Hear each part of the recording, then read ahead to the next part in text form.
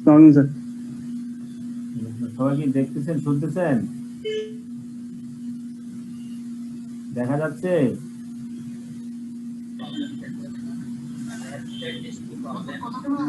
জি sir, যাচ্ছে।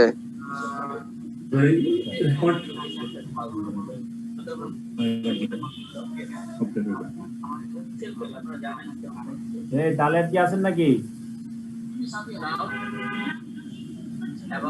তালের আসসালামু আলাইকুম স্যার। বুঝলাম। হ্যাঁ জুয়েল ভাই, এখানকার সাউন্ড শোনা যাচ্ছে না। হ্যালো জুয়েল ভাই। এমনিতে খুব প্রবলেম। ল্যাপটপের একটু সমস্যা।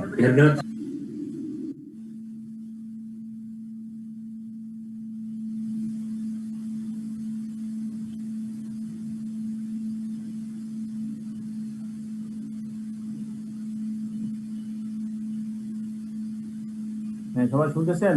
Sound clear? জি স্যার, সাউন্ড ক্লিয়ার। ওকে, তাহলে আমরা শুরু আসসালামু করছি। আলাইকুম sir.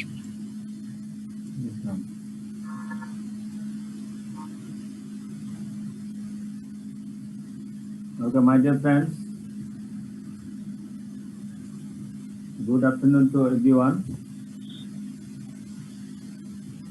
We want to discuss about the previous class. Have you any questions about previous class? You can ask from the previous class.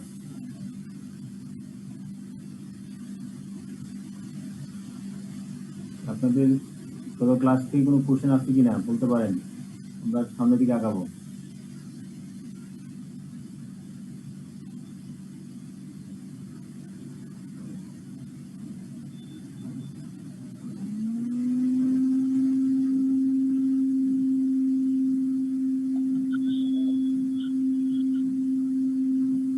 আর কোনো কোশ্চেন নাই না? আমরা তাহলে আগাই।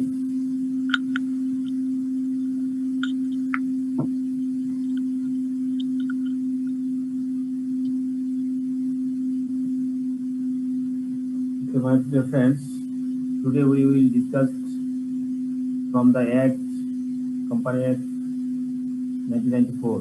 Before going to Company Act 94, we have some related slides which are not completed in previous class.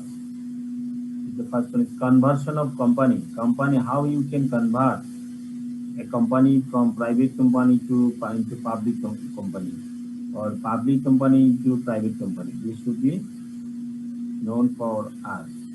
Conversion of private company into public company. If a company being a private company having at least 7 members alters its articles in such manner that they no longer include the provisions which under the clause of the subsection 1 of the section 2 of the Act. তার মানে কি, আমাদের যদি আপনার private কোম্পানিকে public company করতে হয়, তাহলে আমাদের পাবলিক কোম্পানির একটা বৈশিষ্ট্য হচ্ছে এখানে কি লাগবে, অ্যাটলিস্ট 7 মেম্বার্স লাগবে। যদি যেই প্রাইভেট কোম্পানিতে 7 জন মেম্বার থাকে, 7 জন শেয়ার হোল্ডার থাকে, আর 7 জন মেম্বার থাকে, তাহলে সেটাকে যদি পাবলিক কোম্পানি করতে যাই, সেক্ষেত্রে আমার 7 জনের যে বাধ্যবাধকতা সেটার কোনো প্রয়োজন মানে বাড়ানোর কোনো প্রয়োজন পড়বে না। অর্থাৎ 7 জন হলে আমরা ইজিলি মেম্বারদের যে problem, say problem will be solve. If a company being a private company having at least 7 members alter its articles in such manner that they no longer include the provisions which under the clause of subsection 1 of section 2 of the Act. ঠিক আছে, ওই এই অ্যাক্টের section 2 এর subsection 1 এ যেটা বলছে সেটা নিয়ে কোনো সমস্যা নেই।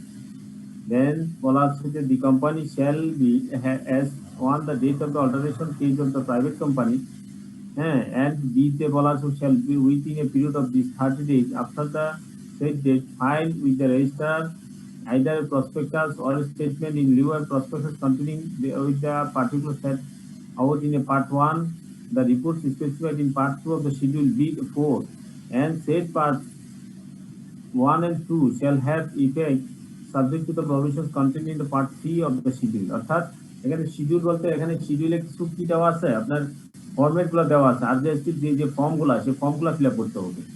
ঠিক আছে, পার্ট 1, পার্ট 2, পার্ট মানে 3, এখানে যে শিডিউল গুলো দেওয়া আছে সেই শিডিউল গুলা ফিল আপ করে তারপর কি করতে হবে, পাবলিক লিমিটেড কোম্পানির জন্য আমার অ্যাপ্লিকেশন করতে হবে। এটাই এখানে আসলে মুদ্রা কথা বলা আছে। দেন বলা আছে যে আমি যখন কনভার্সন করব, article amendment of articles for conversion, এই কনভার্সনের জন্য আর্টিকেলসটা অ্যামেন্ডমেন্ট করতে হবে। Amendment of articles for conversion of public limited into private, যদি পাবলিক লিমিটেড কোম্পানিকে প্রাইভেট করতে চান তাহলে কি করতে হবে, আমার প্রাইভেট লিমিটেড কোম্পানিকে পাবলিক কোম্পানি করার জন্য এই ফরম্যাটটা বলা আছে, এই প্রভিশনটা কি, প্রভিশনটা হচ্ছে আমরা 7 জনের বেশি মেম্বার হতে হবে। তার পরবর্তীতে যে শিডিউল দেওয়া আছে, শিডিউলের পার্ট 1, পার্ট 2, পার্ট 3, পার্ট এই ফিল আপ করে, শিডিউলগুলো ফিল আপ করে আমার অল্টারেশনের জন্য জমা দিতে হবে। এই হলো conversion policy.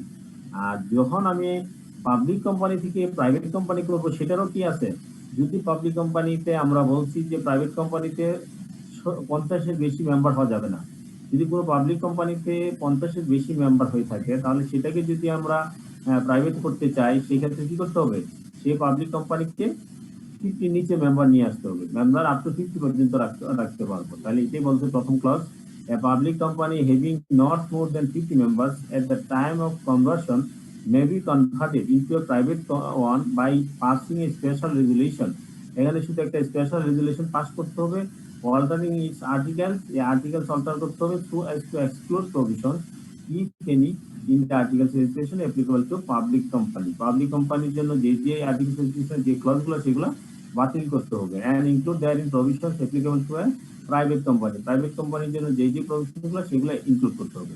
If the company has secure ক্রেডিটিং, the written consent shall have to be obtained before passing a resolution as per provision of the section 1, and the shares entitled with the stock exchange shall have to be delisted। আপনি যখন public limited company যখন ছিল তখন সেটা listed মানে stock এক্সচেঞ্জে listed ছিল, যেগুলোকে ডিলিস্টেড করতে হবে। ঠিক আছে, এই ছিল মানে আপনার পাবলিক কোম্পানিকে প্রাইভেট কোম্পানিকে কনভার্সনের জন্য। দেন বলা আছে একটা কোম্পানি যদি আপনার লিকুইডেশনে চলে যায়, উইন্ডিং আপ হয়, সেই ক্ষেত্রে আমার কাজ কি, তাহলে এখানে হচ্ছে mode of winding up. The winding up of a company may be either, একটা কোম্পানি উইন্ডিং আপ কিভাবে হতে পারে, there are the three ways by the কোর্টের মাধ্যমে হতে পারে, ভলান্টারি, কেউ ইচ্ছাকৃতভাবে নিজ থেকে বলতে পারে যে না আমি কি করবো, উইন্ড আপ হয়ে যাব, subject to the supervision of the court, অনেক সময় কোর্ট নিজ থেকে সে সুপারভিশন করে সেই কোম্পানিকে উইন্ড আপ করে দেয়। ঠিক আছে, তাহলে এই হচ্ছে আপনার উইন্ড আপের 3টা ওয়ে, একটা হচ্ছে by the court, by the voluntary, or subject to the supervision of the court। The provision of this act with respect to winding up shall apply to the winding up of a company in any of those modes unless anything contrary appears। আপনার উপরে যেই 3টা মোডে আপনি winding up করেন না কেন, আপনাকে কি করতে হবে, অ্যাপ্লাই করতে হবে যে আপনি উইন্ড আপ করতে চাই। The provision of this act with respect to winding up shall apply। এখানে যে আপনার যে অ্যাক্টটা যেটা বলছে সেই আইন অনুযায়ী সেই প্রভিশনটা অ্যাপ্লাই করতে হবে। উইন্ডিং আপের জন্য অনেকগুলা নিয়ম আছে। আপনার যখন আপনার ক্রেডিটরদের আপনি যখন পেমেন্ট করবেন, উইন্ড আপ হবেন, আপনার এটা কিভাবে করতে হবে, লিকুইডিটি নিয়োগ করতে হবে, লিকুইডিটি কিভাবে নিয়োগ করবেন, লিকুইডিটির কাজ কি, মানে যে প্রভিশন, এই রিলেটেড যত প্রভিশন আছে উইন্ডিং আপের, সেই সবগুলো প্রভিশনই কোর্টের হোক, ভলান্টারি হোক, অথবা সুপারভিশন অফ দ্য কোর্টের হোক, আপনার প্রভিশনগুলো সেম ওয়েতে অ্যাপ্লাই করা হবে, এটাই বলা আছে। এখানে স্পেসিফিক আর বাকি দুটো বলি নাই, কিন্তু শুধুমাত্র উইন্ডিং আপ বাই দ্য কোর্টের ক্ষেত্রে উইন্ডিং আপ হলে কি হয় সে কথাটা এখানে বলা আছে। If the company has by special resolution resolve that the company be wind up by the court, or if default is made in filing the statutory report or holding the statutory meeting। কখন winding up কোর্টের মাধ্যমে হবে, যখন একটা company special কোনো resolution pass করে, resolve করে that the company be wound up by the court, company কোর্টের মাধ্যমে উইন্ড আপে যাবে, এরকম কোনো স্পেশাল রেজুলেশন পাস করছে। or if default is made in filing the statutory report, যদি স্ট্যাচুটরি রিপোর্টের মাধ্যমে এরকম কোনো ডিফল্ট পায়, or in holding the statutory meeting, অথবা সেই স্ট্যাচুটরি মিটিংগুলো হোল্ড করে রাখছে, অথবা if the company does not commence its business within a year from its incorporation, or suspends its business for a whole year. কোনো একটা company যদি incorporation করার পর থেকে 1 বছর অতিবাহিত হয়ে গেছে কিন্তু সে কোনো বিজনেস কমেন্সমেন্ট না করতে পারে, সেক্ষেত্রে কোর্টের মাধ্যমে উইন্ড আপ হবে। অথবা সে পুরা 1 বছর সে তার ব্যবসা থেকে সে সাসপেন্ড করে রাখছে, তাহলে কোর্টের একটা উইন্ড আপ করতে পারে। If the number of members is reduce, যদি কোম্পানির মেম্বার রিডিউস হয়ে যায়, যেমন প্রাইভেট কোম্পানির ক্ষেত্রে যদি বলা আছে 2 এর কম হয়ে যায়, তাহলে সে অটোমেটিকলি উইন্ড আপ হয়ে যাবে। Or in case of any other company below 7, অন্যান্য যেমন হচ্ছে পাবলিক কোম্পানির ক্ষেত্রে যদি 7 এর নিচে আসে যার মেম্বার, তাহলে সেই কোম্পানি অটোমেটিকলি উইন্ড আপ হয়ে যাবে। If the company is unable to pay its debt, company তার ডেটটা পেমেন্ট করতে না পারে, ডেট পেমেন্ট করার সামর্থ্য না থাকে, তাহলে সে উইন্ড আপ হতে পারে। If the court is of opinion that it is just an equitable that the company should be wind up, অথবা কোর্ট যদি এরকম কোনো মতামত দিয়ে থাকে যে এই কোম্পানির জন্য উইন্ড আপ হওয়া এই সব মানে আপনার জাস্টিফিকেশন হবে এবং ইকুইটেবল হবে, সেই ক্ষেত্রেও কোম্পানি কি করতে পারে, উইন্ড আপ হতে পারে। এই ছিল মোটামুটি আমাদের উইন্ড আপ বাই কোর্টের ক্ষেত্রে। উইন্ড আপ বাই কোর্টের ক্ষেত্রে আসলে এখানে অনেকগুলো প্রভিশন আছে কোম্পানি একটা, আমরা মেজর গুলো আসলে এখানে নিয়ে আসছি, সবগুলো কিন্তু আনতে পারিনি।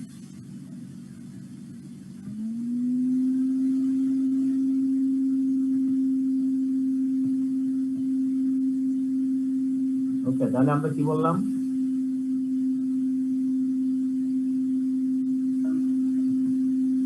কনভার্সনের ক্ষেত্রে conversion of public private limited company into public limited কোম্পানির ক্ষেত্রে আমরা নেট প্রভিশনটা কি?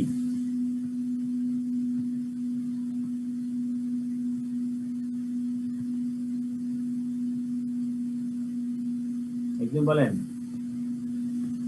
Conversion of private company into public company, private company to public কোম্পানিকে কনভার্সন করতে হলে কি করতে হবে? at least 7 মেম্বার্স থাকতে হবে।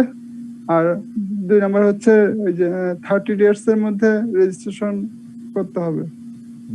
শুরু করে দেয় তাহলে সেই প্রাইভেট কোম্পানি 30 ডেজের ভিতরে তার রেজিস্ট্রেশনটা কমপ্লিট করতে হবে। কমপ্লিট করার জন্য যে প্রসিডিউর আছে সবগুলো পাবলিক কোম্পানির জন্য যা যা প্রসিডিউর সবগুলাই কি করতে হবে, তার ফলো ফিল আপ করতে হবে। ওকে, ঠিক আছে, থ্যাংক ইউ। তাহলে আমাদের আরেকজন বলেন যে আমার বিয়ে ক্ষেত্রে পাবলিক কোম্পানি থেকে প্রাইভেট কোম্পানি করতে গেলে কি করতে হবে?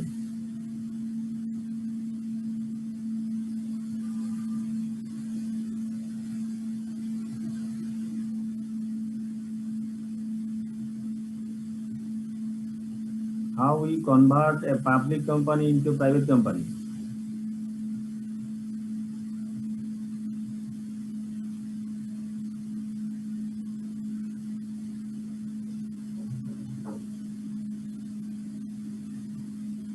একজন বলেন। Anyone can say?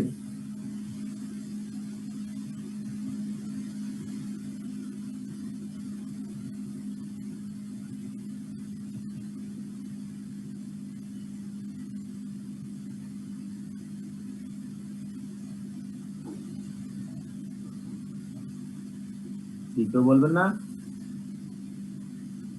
Public company থেকে প্রাইভেট কোম্পানি করতে হলে কি করতে হবে? ঠিক প্রাইভেট কোম্পানি যে যে বৈশিষ্ট্যগুলো, সেই বৈশিষ্ট্যগুলো কমপ্লিট করতে হবে। তাহলে সেই বৈশিষ্ট্যের মধ্যে কি আছে? পাবলিক কোম্পানির যেগুলো বৈশিষ্ট্য আছে সেগুলো বাতিল করতে হবে, করে প্রাইভেট কোম্পানিতে নিয়ে আসতে হবে। যেমন হচ্ছে প্রাইভেট কোম্পানির মেম্বার 50-এর বেশি হওয়া যাবে না, তাহলে 50-এর নিচে নিয়ে আসতে হবে মেম্বার। যদি মেম্বার 50-এর বেশি থাকে পাবলিক কোম্পানি, তাহলে নিচে নামিয়ে আনতে হবে। সেকেন্ড হচ্ছে পাবলিক কোম্পানিগুলো কি থাকে, স্টক এক্সচেঞ্জে লিস্টেড থাকে, সেই লিস্টেডগুলো কি করতে হবে, ডিলিস্টেড করতে হবে। এটাই আসলে মুদ্রা কথা।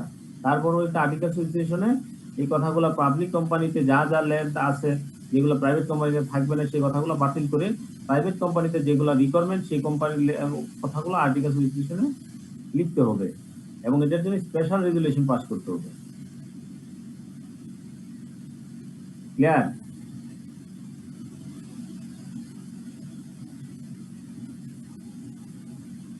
আপনাদের কোনো কথা নাই, সাউন্ড নাই?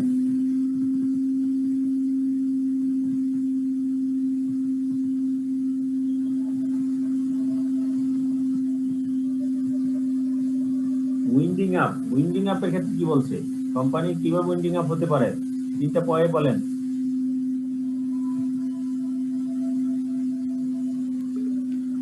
By the court voluntary R supervision of the court.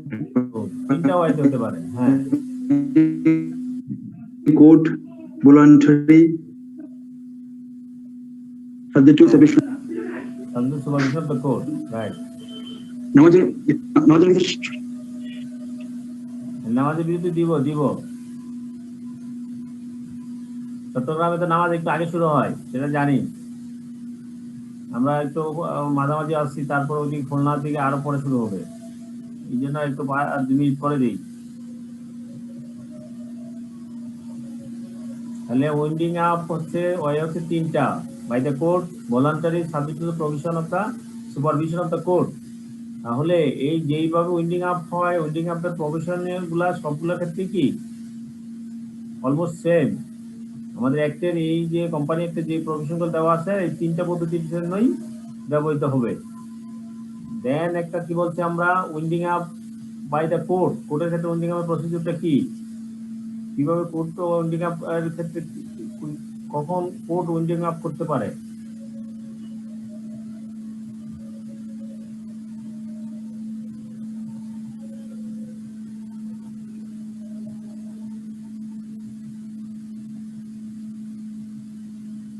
বলেন, একদিন বলেন। A company may be wound up by the court, কখন?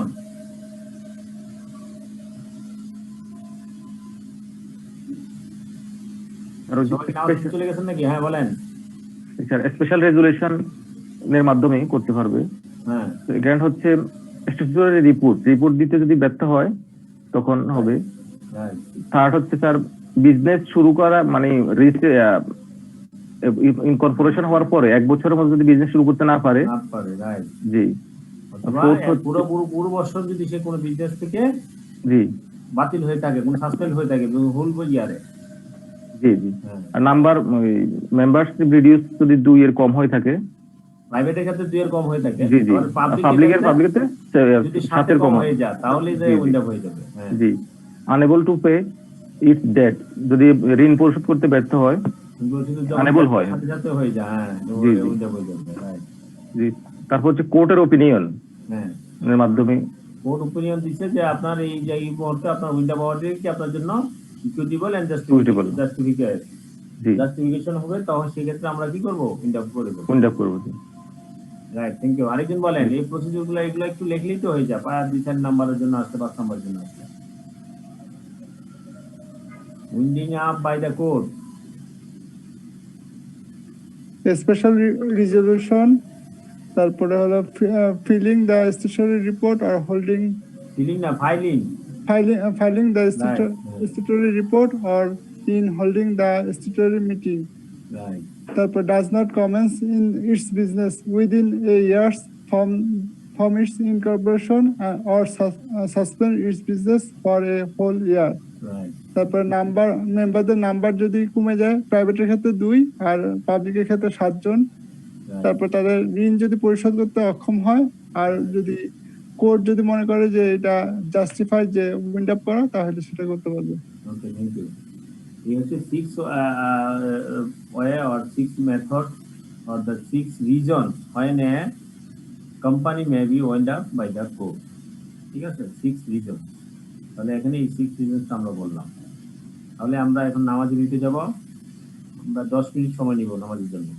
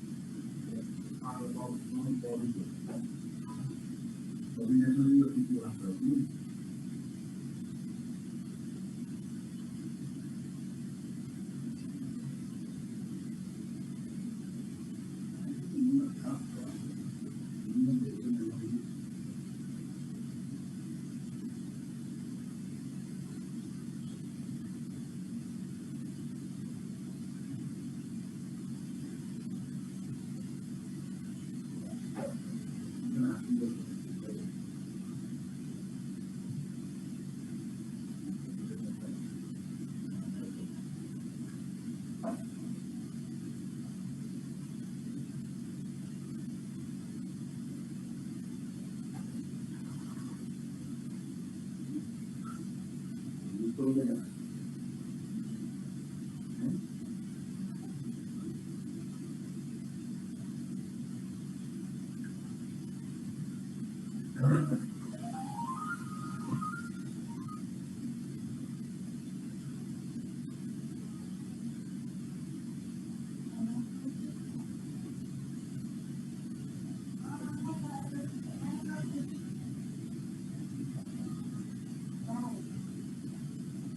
আলাইকুম।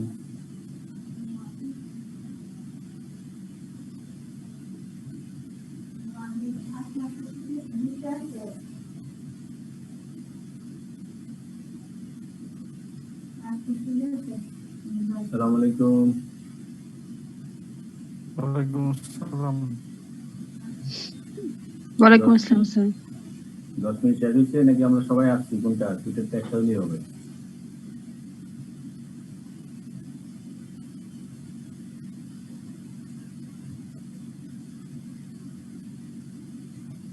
Now we can start.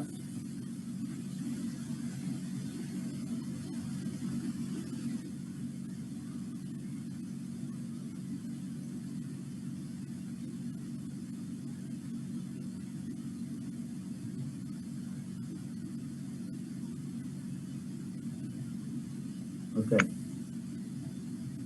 We can start our class because time is very limited for us.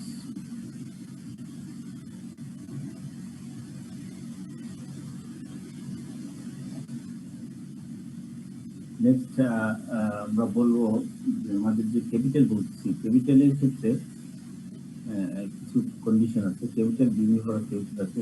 Share capital আমরা বলি যে সেটাকে share capital বলি। তাহলে শেয়ার ক্যাপিটাল বলতে share holder যে ক্যাপিটাল, সেটাকে বলা হয় যে শেয়ার হোল্ডাররা কি করে company share stock or equity for various reasons including to fund expansion or pay down debt. Company কোন কারণে, সেটা আমরা প্রসপেক্টাসের কথা বলছিলাম, সেখানে আমরা বলছিলাম কেন আপনি স্টক ইকুইটি ইস্যু করবেন, সেই কথাটা প্রসপেক্টাসে লিখতে হয়। সেখানে শেয়ার অথবা ইকুইটি করতে ইস্যু করে কিছুদিন একটু ফান্ড এক্সপানশন, যদি কোনো এক্সপানশন করতে চাও, অথবা অর পে ডাউন ডেট, যদি কোনো ডেট যে লোন আছে সেই লোনটা যদি সে পরিশোধ করে। এই দুইটা উদ্দেশ্যে আপনার স্টক or equity ইস্যু করতে পারে। Share capital consists of all funds raised by a company in exchange for shares of either common or preferred shares of stock. Share ক্যাপিটালকে আমরা সাধারণত যেভাবে দুই ভাগে ভাগ করতে পারি। একটাকে বলা হচ্ছে prefer stock or preferred share capital, আর একটা বলে common stock or common share capital. Preferred stock or preferred stock or preferred share, common stock or common share. ঠিক আছে? তাহলে শেয়ার হচ্ছে দুই প্রকার, একটা হচ্ছে preferred share আর একটা হচ্ছে common share. The amount of share capital or equity financing a company has can change over time. The company that wishes to raise more equity can obtain authorization to issue and sell additional shares, thereby increasing its share capital. Company যদি ইচ্ছা করে যে সে কি করবে, equity সে বাড়াবে, তাহলে সে কি করতে পারে, তার আপ টু আমরা জানি এগুলা যে আপনার যে অথরাইজ ক্যাপিটাল পর্যন্ত সে কি করতে পারবে, obtain authorization to issue authorization পর্যন্ত সে ক্যাপিটাল ইস্যু করতে পারবে। যদি এর বেশি, যদি সে অ্যাডিশনাল যদি শেয়ার ইস্যু করতে চায়, তাহলে it should be increase authorize capital. অথরাইজেশনের যে শেয়ার ক্যাপিটাল সেটা সে ইনক্রিজ করতে হবে। Share capital is only generated by the initial sale of shares by the company to investors and does not include shares being sold in the secondary market after they have been issued.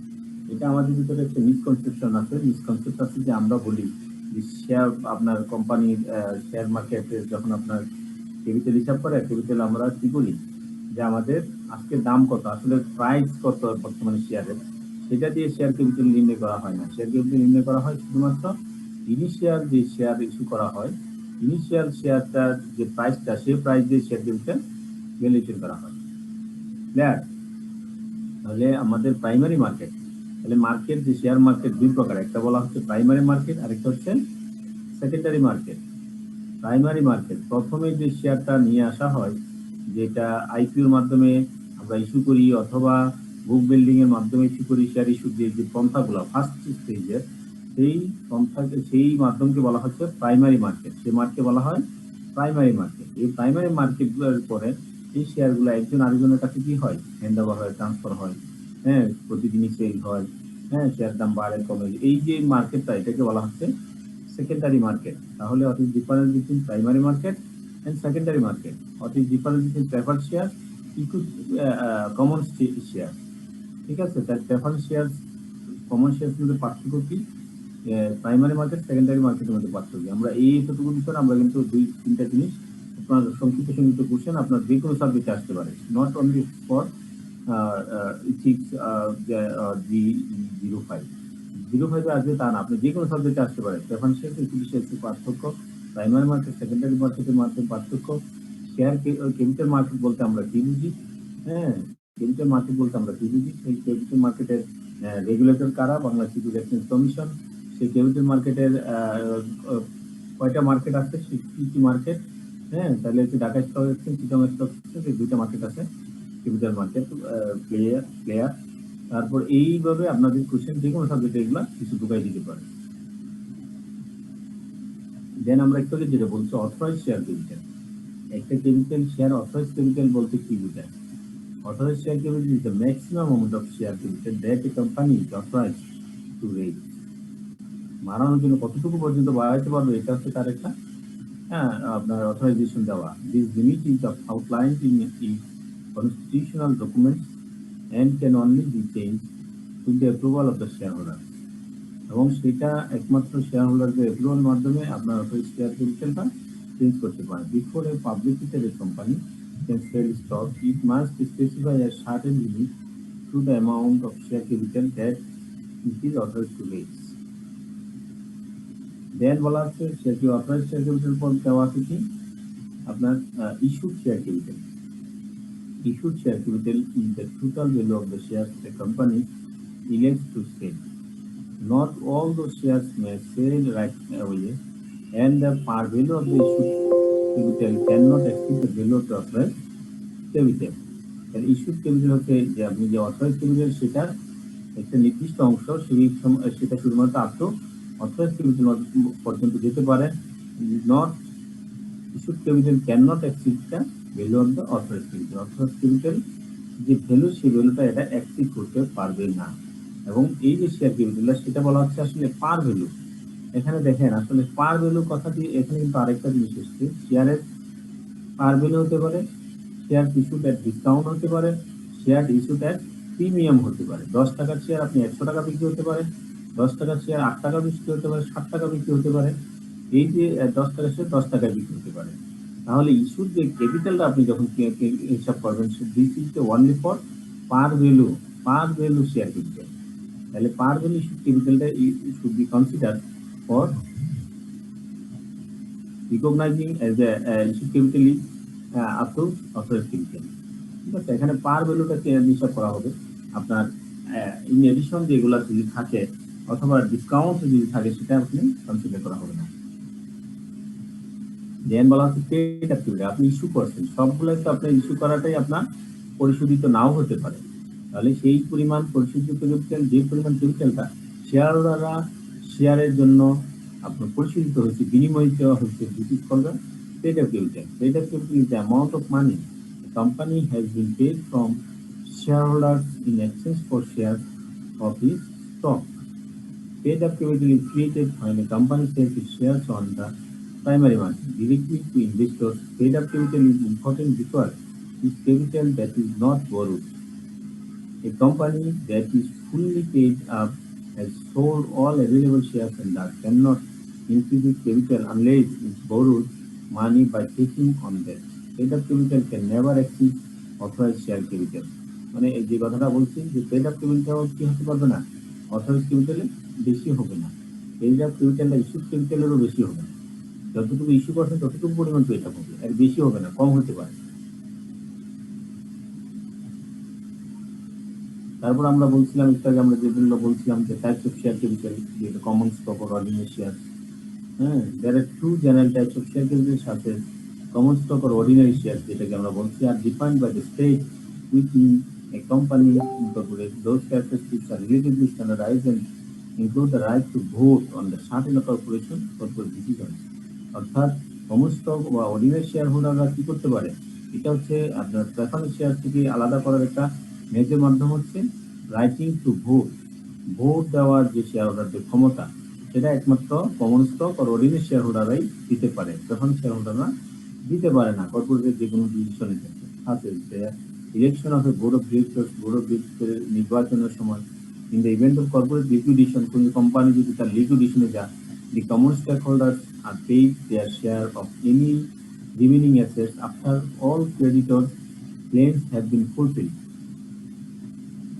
আপনার common stock হোল্ডাররা তাদের যে অংশগুলা, তাদের যে পরিশোধিত amount, তারা শুধুমাত্র তখনই পাবে যখন ক্রেডিটরদের সব টাকা পয়সা আপনার কি করা হয়, এই পরিশোধিত করা হয়। অর্থাৎ লিকুইডেশনে যখন যায়, একটু আগে আমরা যেটা বলছি wind up means one types of liquidation. যদি কোম্পানি লিকুইডেশনে যায়, তাহলে কমন স্টক হোল্ডাররা সকল প্রকার অ্যাসেটের সকল প্রকার পাওনা দেওনা যদি ক্রেডিটরকে দেওয়ার পরিচিত হওয়ার পরে তখন তারা পাবে। If a company declares bankruptcy, this usually means that the holding of all investors are either severely reduced or completely eliminated. তাহলে আরেকটা আমরা বলছি যে সেটা হচ্ছে প্রেফারেন্স শেয়ার। প্রেফারেন্স শেয়ার ব্যাখ্যাটা আমি এখানে লিখে নেই। তাহলে প্রেফারেন্স শেয়ার হোল্ডাররা তারা যারা কি করতে পারবে না, তারা ভোট দেওয়ার ক্ষমতা থাকবে না, তারা ফিক্সড পরিমাণ ডিভিডেন্ড পাবে। এজ লাইক এ ডিভেঞ্চারে যেরকম 10% 15% পায়, সেই কমন স্টক হোল্ডারেও যারা প্রেফারেন্স শেয়ার হোল্ডারও তারা এরকম 10% ডিভিডেন্ড পাবে। নট লাইক ইন্টারেস্ট, আপনার ডিভেঞ্চার যারা তারা ইন্টারেস্ট পায়, আর প্রেফারেন্স শেয়ার হোল্ডাররা ডিভিডেন্ড পায়। আর হলো যে প্রেফারেন্স শেয়ার হোল্ডাররা ভোটিং রাইটস নাই। এখানে যে preference share in the equity, হ্যাঁ প্রেফারেন্স শেয়ারটা আছে। Preference share in the equity of the company which entitle the holder to fixed dividend amount by the issuing company. These dividends must be paid before the company can issue any dividends to its common shareholders. Preference shareholderদের কেন preference দেওয়া হয়? তাদেরকে dividend দেওয়ার সময় common stock হোল্ডারদেরকে dividend দেওয়ার পূর্বেই preference শেয়ারহোল্ডারদেরকে আগে dividend দিয়ে দিতে হবে। ঠিক আছে, তাদেরকে প্রেফারেন্স দেওয়া হয়। These dividend must be paid before the company can issue any dividends to a common stock shareholder. Common share হোল্ডারদেরকে ডিভিডেন্ড দেওয়ার পূর্বে আগেই কি করতে হবে, প্রেফারেন্স শেয়ারকে ডিভিডেন্ড দিয়ে তারপরে থাকে, তাহলে কমন শেয়ার হোল্ডার পাবে। Also if the company dissolve, even এমনকি যদি কোম্পানি যখন ডিজলভ হয়ে যায়, the owners of preference shares are paid back before the holders of common stock. However, the holders of preference shares do not usually have any voting control over the affairs of the company as so do the holders of common stock. Common stock হোল্ডাররা যেরকম vote দিতে পারে, preference share হোল্ডাররা সেরকম vote দেওয়ার কোনো ক্ষমতা রাখে না। এখন প্রেফারেন্স শেয়ার আবার বিভিন্ন প্রকার প্রেফারেন্স শেয়ার আছে। হ্যাঁ, প্রেফারেন্স স্টক আছে, একটা বলে callable preference share, convertible preference share, হ্যাঁ, cumulative preference share, non cumulative preference share, participating preference share. ঠিক আছে, এগুলো আপনারা দেখে নিন। আপনারা এখানে ডিটেলস আর আমরা বললাম কলেবল প্রেফারেন্স শেয়ার। এই প্রেফারেন্স স্টকগুলোকে আপনার পরবর্তীতে এটাকে কি করা যাবে, কল করা যাবে, অর্থাৎ প্রেফারেন্স শেয়ারগুলোকে কোম্পানি কিনে নিতে পারবে। Types of preference share callable preference, convertible preference share. এই শেয়ার প্রেফারেন্স শেয়ার হোল্ডারদেরকে আপনার ভবিষ্যতে কি করা যাবে, কমন স্টকে কনভার্ট করা হবে, এরকমও যদি কোনো ক্লজ থাকে, this is call convertible preference share. Convertible preference স্টকগুলোকে কি করা যাবে, পরবর্তীতে এটা কমন স্টক কনভার্ট করা যাবে। This is call convertible preference stock. Cumulative preference stock, যেইগুলোকে আপনি ডিভিডেন্ড যদি এক বছর কোনো বছর দিতে না পারে প্রেফারেন্স শেয়ার হোল্ডারদেরকে, তাহলে সে পরবর্তী বছর ডিভিডেন্ডগুলো কি হবে, যুক্ত হতে থাকবে। অর্থাৎ একসাথে যখন কোম্পানি প্রফিট বেশি হবে, তখন আগের বছরের ডিভিডেন্ডও দিতে হবে। This is call cumulative preference stock. ডিভিডেন্ডটা কিউমুলেটিভ হতে থাকবে। This is call cumulative preference stock. Non cumulative preference stock, যেগুলোকে কিউমুলেটিভ হবে না, ডিভিডেন্ড দিতে হবে না, this is call non cumulative preference stock. Participating preference stock, এবং প্রেফারেন্স শেয়ার হোল্ডাররা যদি আপনার যে কোম্পানির যে অ্যাফেয়ার্স আছে সেই ভোটিং পাওয়ার বা অন্যান্য ক্ষেত্রে যদি এরকম পার্টিসিপেট করার ক্ষমতা দেওয়া হয়, ক্লজ দেওয়া হয়, then it's call participating preference stock.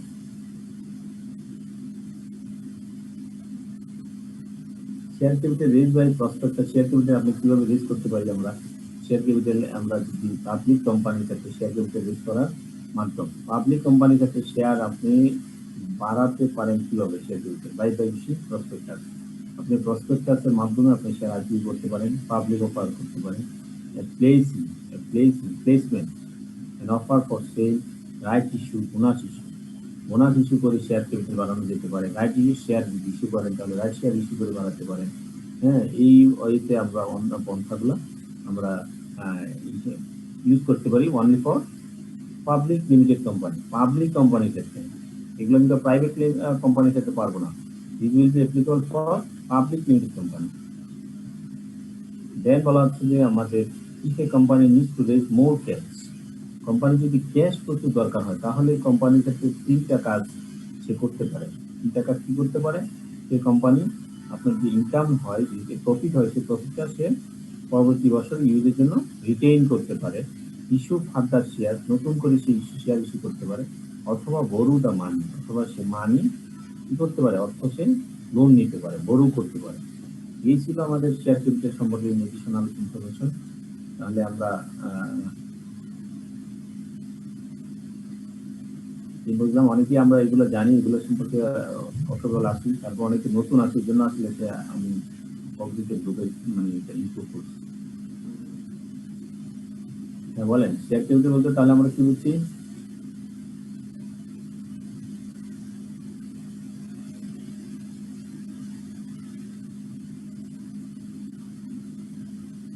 Share capital সম্পর্কে আমরা কি বললাম?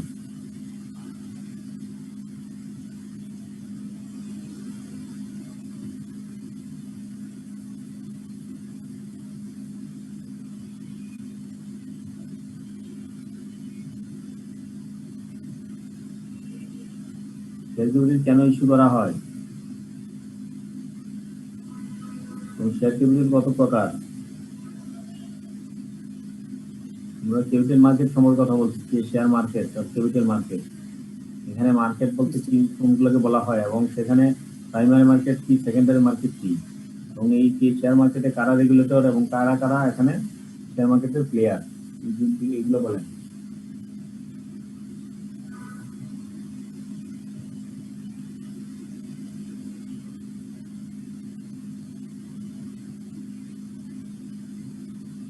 তার কোনো কোশ্চেন আছে?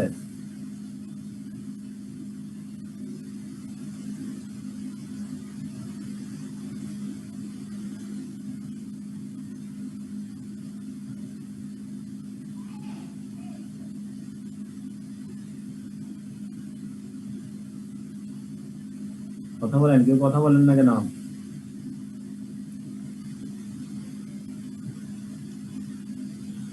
শেয়ার ক্যাপিটাল ফান্ড রেজ করার জন্য, টোটাল Right. ফান্ড রেজ করার জন্য।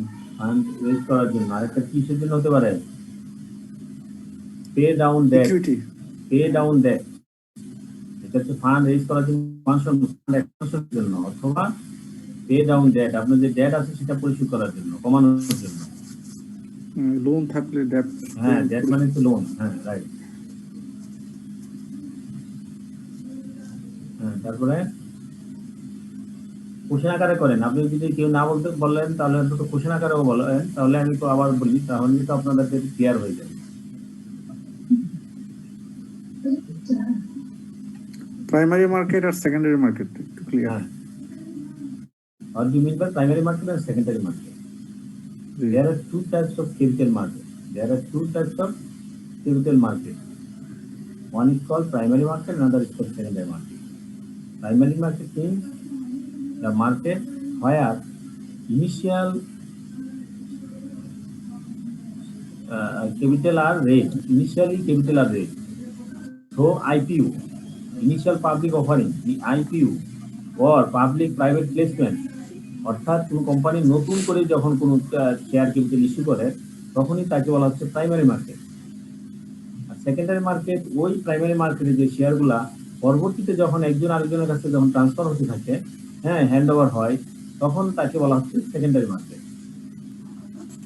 প্রাইমারি মার্কেটে একবারই শেয়ার বিক্রি করা হয়, আর সেকেন্ডারি মার্কেটে এটা ফ্রিকুয়েন্টলি এটা শেয়ার কেনাবেচা হতে থাকে। ক্লিয়ার? আর কারো কোশ্চেন আছে? নেক্সট স্লাইডে হ্যাঁ, তাহলে এর আগে একজন বলেন। প্রিফার শেয়ারটা একটু বলুন। জি, প্রিফার শেয়ারটা স্যার আরেকবার যদি বলতেন। Prefer share. প্রেফার শেয়ার কি আমরা কিন্তু ডিটেলসে পরে আছে, ডিটেলসটা আমি সহ একসাথে বলবো। প্রেফার শেয়ার কি, তাদেরকে প্রেফারেন্স দেওয়া হয় কিসের ক্ষেত্রে? ডিভিডেন্ডের ক্ষেত্রে। তাদেরকে আগে ডিভিডেন্ড দিয়ে তারপর কমন শেয়ারদেরকে হোল্ডারদেরকে ডিভিডেন্ড দিবে। This is call preference share. এবং এখানে আরেকটা সমস্যা হচ্ছে, প্রেফারেন্স শেয়ারদের কি থাকে না, ভোটিং রাইটস থাকে না। প্রেফারেন্স শেয়ারদের শেয়ার হোল্ডারদের ডিভিডেন্ড ফিক্স করা থাকে। ডিভিডেন্ড কি থাকে? ফিক্স থাকে। 10%, 20%, 15%, 8%, যতটাই হোক না কেন, এটা fix. This will B fix. This is call preference share. তারা আসলে as like this is call mixer. এটা শেয়ার হোল্ডারদের কিছু বৈশিষ্ট্য এখানে আছে, আবার কিছু ডিবেঞ্চারের কিছু বৈশিষ্ট্য এখানে আছে।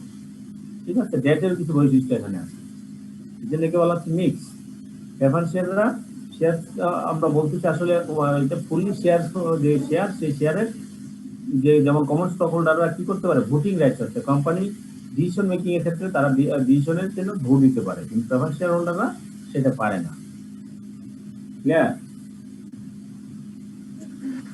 পেড আপ ক্যাপিটাল সমান হতে পারে, আবার করেন, ক্লিয়ার করে। মানে পেড আপ ক্যাপিটাল এবং অথরাইজ ক্যাপিটাল কি সমান হতে পারে কিনা? হ্যাঁ, এটা কিন্তু অথরাইজ ক্যাপিটাল সমান হতে পারবে। যদি সব টাকা, সেক্ষেত্রে ইস্যুড ক্যাপিটালটাও অথরাইজ ক্যাপিটালের সমান হবে। আচ্ছা ঠিক আছে, প্রথমেই আসে হচ্ছে অথরাইজ ক্যাপিটাল। আমার ক্যাপিটাল আছে কোম্পানির, আমার যে কোম্পানি, আমি মনে করি আমি একটা কোম্পানি আমি ইস্যু করলাম, আমার কোম্পানির ক্যাপিটাল হলো 10 কোটি। এটা হলো আমার অথরাইজ ক্যাপিটাল। 10 কোটি পর্যন্ত আমি চাইতে পারবো।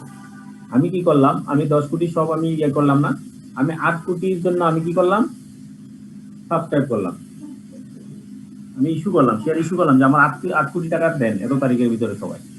ঠিক আছে, তাহলে 8 কোটির জন্য আমি ইস্যু করলাম, 8 কোটি করলাম। এর ভিতরে ইস্যুড ক্যাপিটাল হলো 8 কোটি।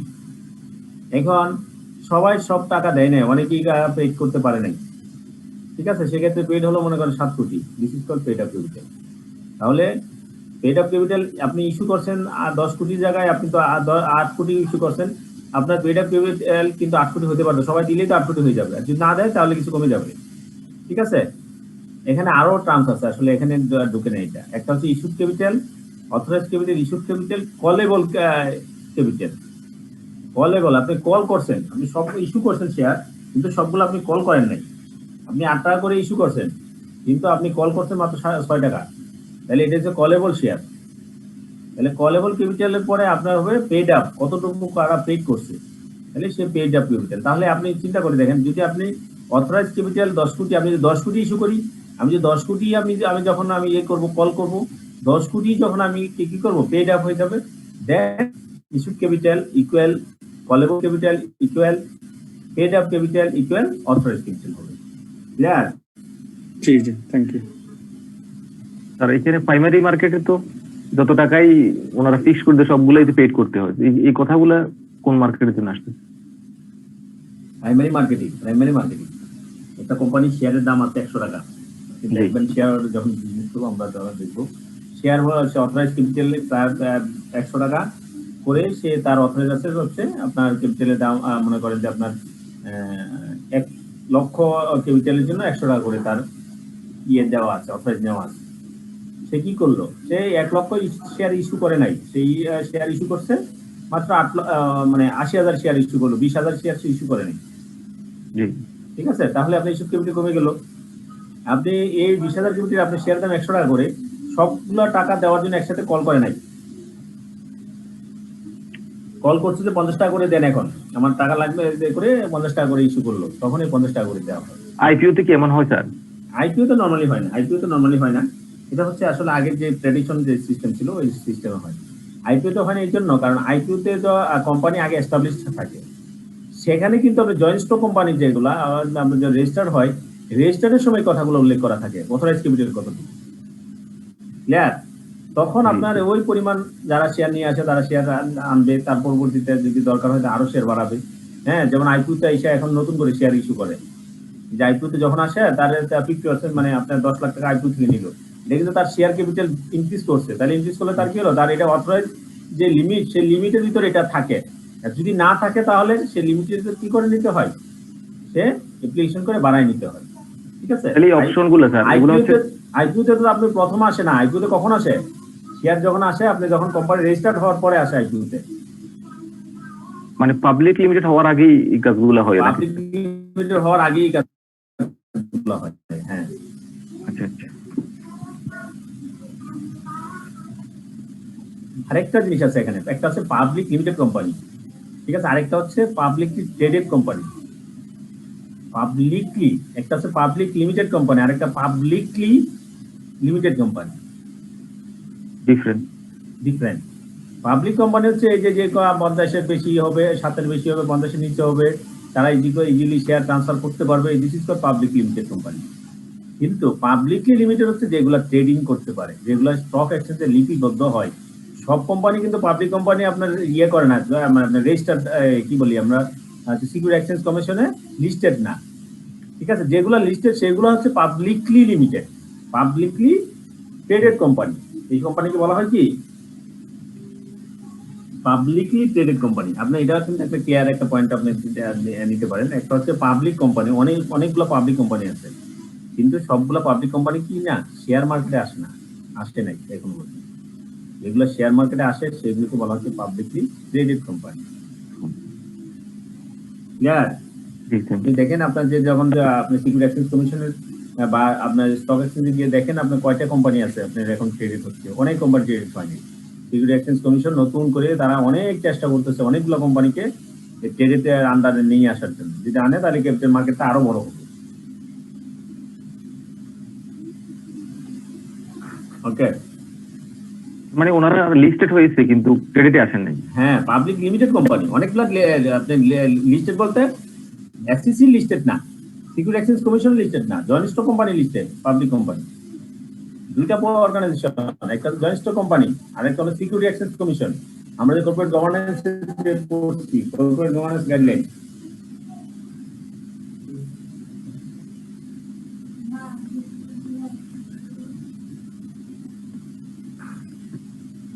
ক্লিয়ার? জি স্যার। হ্যাঁ, আর কার কোনো কোশ্চেন আছে?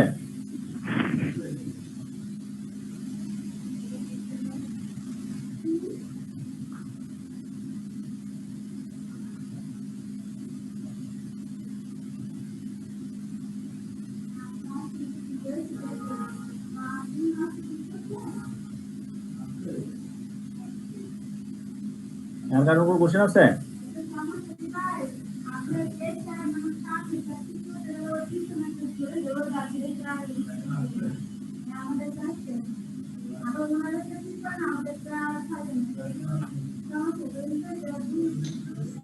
কমন স্টক আর পেড প্রিফার্ড স্টক, হ্যাঁ, এই দুটোর মধ্যে মানে কে কোনটা নেবে? যেমন কমন স্টকের একটা পাওয়ার আছে, ভোটিং পাওয়ার আছে, প্রেফার্ড স্টকের নেই। কিন্তু প্রেফার্ড স্টকে আবার আমাদের টাকাটা ডিভিডেন্ড আগে দিতে হয়। এখানে কে কোনটা কিনবে? আমার ডিভিডেন্ডটা ফিক্সড, আগে তো বলতে ডিভিডেন্ডটা ফিক্সড। হ্যাঁ, এক্ষেত্রে কে কোনটা মানে কোন অ্যামাউন্ট দিয়ে আমি কি কমন স্টক আলাদা করতে পারবো বা প্রেফার্ড স্টক? আমি যেটা বলি আসলে শেয়ার অথবা মালিকানা বলতে কমন স্টকই অরিজিনাল মালিকানা। কোম্পানি যখন রেজিস্টার আসে সেটা হচ্ছে কমন স্টক। এখন আপনি কোনটা নিবেন দিস ডিপেন্ডস আপন ইউ। এটা যখন আপনি কমন স্টক ইস্যু করে তখন আপনি কমন স্টক, অনেক কোম্পানি তো প্রেফারেন্স শেয়ার নাই, কমন শেয়ার ইস্যু করলেন আপনি প্রেফারেন্স নিতে পারবেন না, ইস্যু করলে আপনি কোথা থেকে নিবেন? ঠিক আছে, কমন স্টক যখন ইস্যু করে তখন আপনি নিতে পারবেন, আপনি যদি আইপিওতে না আসে আপনি কিভাবে নেবেন? এখন আপনার যেটা আসে সেটা আপনি নিবেন কি নিবেন না, আপনি কোম্পানির পজিশন বুঝে আপনার ইনভেস্টমেন্টের আপনার ডিভিডেন্ডের রেট বুঝে, যেন এখন যদি কোনো কোম্পানি যদি 10% প্রেফারেন্স শেয়ার ডিভিডেন্ড দেয়, অনায়াসেই মানুষ এখানে শেয়ার প্রেফারেন্স শেয়ার কিনবে। কেন কিনবে? কারণ মার্কেটে আপনার হচ্ছে যে আপনি যদি এফডিআর করে রাখেন, ফিক্সড ডিপোজিট করে রাখেন, ব্যাংক রেট হচ্ছে আপনার 5% 6%, তাহলে স্বাভাবিকত আপনি 10% সেখানে ফিক্সড পাচ্ছেন, আপনি সেখানেই যাবেন। আবার এমন এক সময় ছিল তখন আপনার কেউ হয়তো 10% নিত না, 15% লাগতো, কারণ আপনার কমন 10 to 20% ছিল আপনার ফিক্সড ডিপোজিট রেট। তাহলে আপনি কেন যাবেন সেখানে 10%? এরকম বিভিন্ন আপনার ফ্যাক্টর আছে, মার্কেট ইকোনমি আপনাকে ডিসিশন নিতে হেল্প করবে। ঠিক আছে। Okay.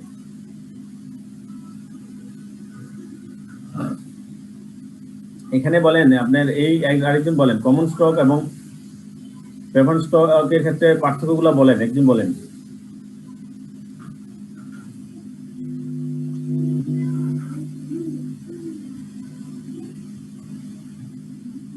আমি বলবো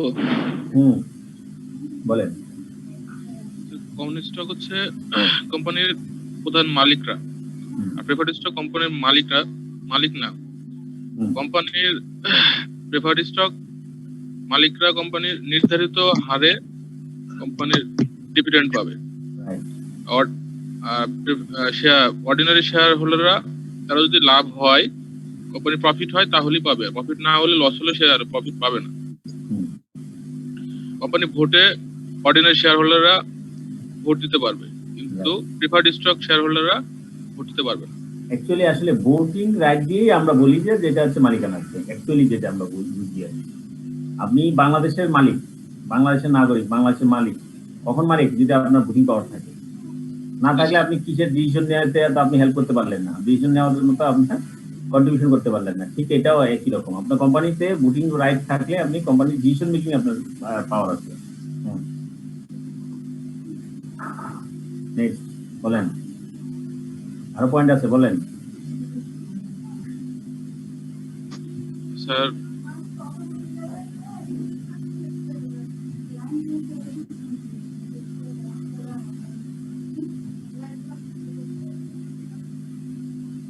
কোম্পানির যদি দেউলিয়া হয় তাহলে কোম্পানির দায় দেউলিয়া অথবা অর্ডিনারি শেয়ার হোল্ডার, হ্যাঁ দেউলিয়া ছাড়াও লিকুইডেশন একটু মুশকিল হতে পারে। হ্যাঁ, কারণ কোম্পানির যদি কোনো লাইবিলিটি থাকে বা সম্পদ থাকে সেগুলো মালিক হবে অর্ডিনারি শেয়ার হোল্ডাররা।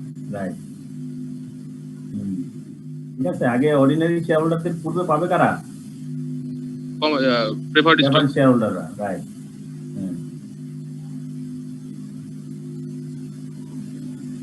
তাহলে প্রেফারেন্স শেয়ার হোল্ডারদের বৈশিষ্ট্যগুলো কি কি পাইলাম? দুইটার ডিফারেন্স গুলো আমরা পাইলাম। ভোটিং রাইট, হ্যাঁ, এটা হচ্ছে ভোটিং রাইট, আর এটা হচ্ছে লিকুইডেশনের ক্ষেত্রে লিকুইডেশনের ক্ষেত্রে প্রিফার্ড স্টকটা প্রথমেই তাদের পে করতে হবে আর কি।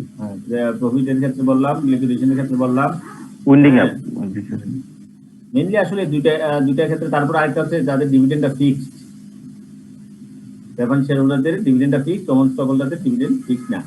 তারপর হচ্ছে যখন ডিভিডেন্ড পেমেন্টের সময় প্রেফারেন্স শেয়ার হোল্ডারদেরকে ডিভিডেন্ড আগে পে করে দেন if dividend are available then only be distributed to ordinary share holder. আপনার অর্ডিনারি শেয়ার হোল্ডাররা 1 বছর 5% ডিভিডেন্ডও পাইতে পারে, 1 বছর 20%ও পাইতে পারে, 30%ও পাইতে পারে, কিন্তু প্রেফারেন্স শেয়ার হোল্ডারদেরকে 10% ফিক্সড দিতে হবে। আবার স্যার প্রেফার্ড স্টক হোল্ডাররা যদি এবছরে লস হয় কোম্পানির, তাহলে এই বছরের ডিভিডেন্ডটা আগামী বছর যোগ করে কিউমুলেটিভ আকারে পেতে পারে। সেটা হচ্ছে ওই যদি প্রেফারেন্স শেয়ারে যদি সেভাবে উল্লেখ করা থাকে, সেটা আবার প্রেফারেন্স শেয়ারের আবার ধরন আছে, আমরা নিচে আমরা বলছি। একটা হচ্ছে কিউমুলেটিভ প্রেফারেন্স শেয়ার, আর একটা নন কিউমুলেটিভ। আপনি নন কিউমুলেটিভ হয় তাহলে কিন্তু পাবে না, লস হলে ওইটা শেষ, তো এই বছর তো ডিভিডেন্ড উনি আর পাবে না। অর্ডিনারি শেয়ার হোল্ডাররা তো পাবে না আগামী বছর। অর্ডিনারি শেয়ার হোল্ডার প্রশ্নই আসে না, প্রেফারেন্স শেয়ার হোল্ডারকে দেওয়ার পরে কিছু থাকলে তাহলে অর্ডিনারিরা পাবে, না থাকলে তো পাবেই না। হ্যাঁ,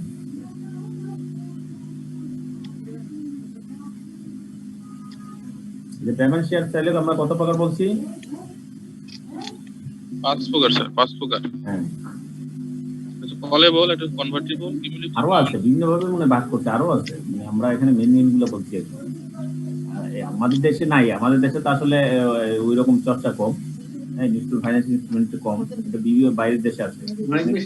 মিষ্টি মিষ্টি ওকে, হ্যাঁ এত মিষ্টি ভালো লাগে। তাহলে কলেবল প্রেফারেন্স শেয়ার কি?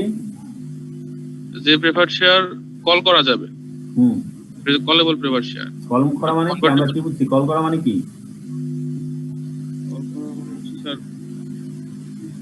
ওই শেয়ারগুলো কিনে নিতে পারবে কোম্পানি। মনে করেন যে আপনি প্রেফারেন্স শেয়ার ইস্যু করছি, 5 বছর পরে এটা কল করে বলবে, বা 2 বছর পরে তার শেয়ার ক্যাপিটাল কমাই ফেলবে, প্রেফারেন্স শেয়ার রাখবে না। This is call callable preference share. আর কনভার্টিবল শেয়ার ডিবেঞ্চারের মতো, ডিবেঞ্চার বিক্রি করে আমি দিছি, ডিবেঞ্চার আমি পরিশোধ করে দিব। তারপর কনভার্টেবল শেয়ার স্যার কনভার্ট করা যাবে কনভার্ট অর্ডিনারি করা শেয়ার, যাবে, কিসে কনভার্ট করা যাবে? কমন স্টক Ordinary আর share. অর্ডিনারি শেয়ার, অর্ডিনারি আর কমন শেয়ার। Common stock. এটা বলা থাকবে যে আবার আগামী 5 বছর পরে automatically this share preference share will be converted into common share. তখন ওই কমন স্টক প্রেফারেন্স শেয়ারের দাম এমনি বেড়ে যাবে, যেটা ভবিষ্যতে আমি মালিকানা হবো, সুতরাং এনএন তাই কিনি।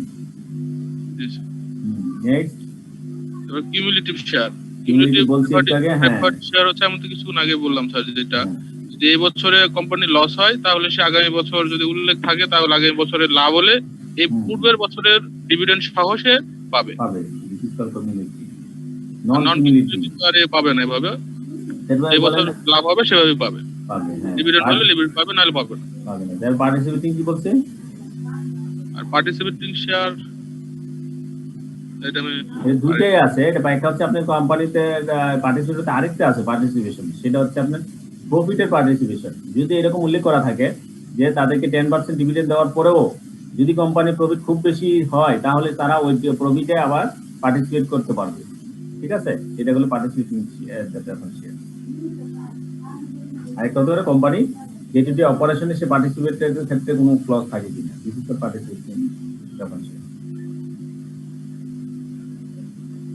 মেনলি হচ্ছে প্রফিটের ক্ষেত্রে আসলে উল্লেখ করা হয় আর কি, যেমন প্রফিটে সে পার্টিসিপেট করতে পারবে কিনা। তার প্রফিট যদি ভালো হয় তাহলে সে আরো এডিশনাল প্রফিট পাইতে পারে। উল্লেখ করা থাকে 2% participating profit if the profit position is high, এরকম করে উল্লেখ করা থাকে। জি sir. Okay, thank you. Next হচ্ছে আমরা বলছি যে এটা প্রায় কোশ্চেন আসে, আপনাদের আসে, যদি পাবলিক লিমিটেড কোম্পানি হয় তাহলে তার শেয়ার ক্যাপিটালে রেজ করার পন্থাগুলা কি কি?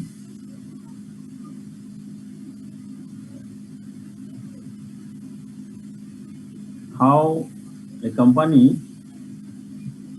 Share capital raised or methods of raising share capital.